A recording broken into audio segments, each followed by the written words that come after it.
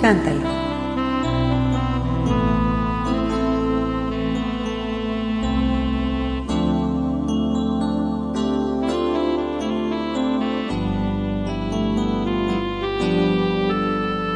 ¿Quién fuera la almohada para acariciar tu cara? Ser sábana de seda que tu cuerpo hermoso enreda.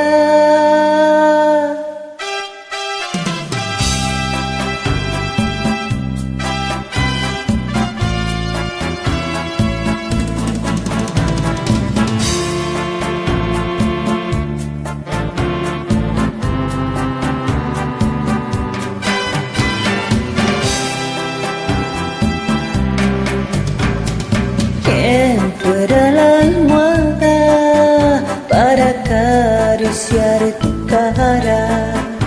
Ser sábana de seda que tu cuerpo hermoso enreda. ¿Quién fuera la luna para entrar por tu ventana y velar tus sueños, ser sol que te levanta? ¿Quién toque tu piel?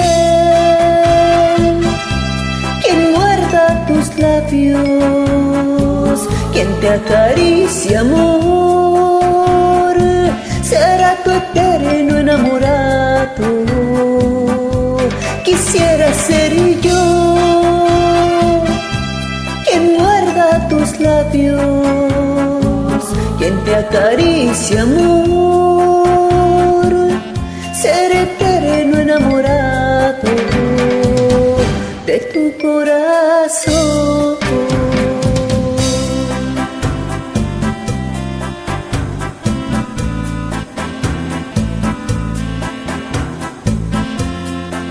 Como quisiera tenerte entre mis brazos para decirte lo mucho que te amo y que yo soy y siempre seré tu eterno enamorado.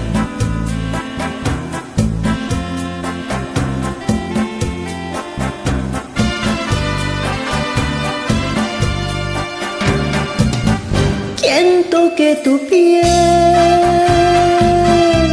¿Quién muerda tus labios? ¿Quién te acaricia, amor? Será tu eterno enamorado. Quisiera ser yo quien muerda tus labios, quien te acaricia, amor, ser eterno enamorado de tu corazón.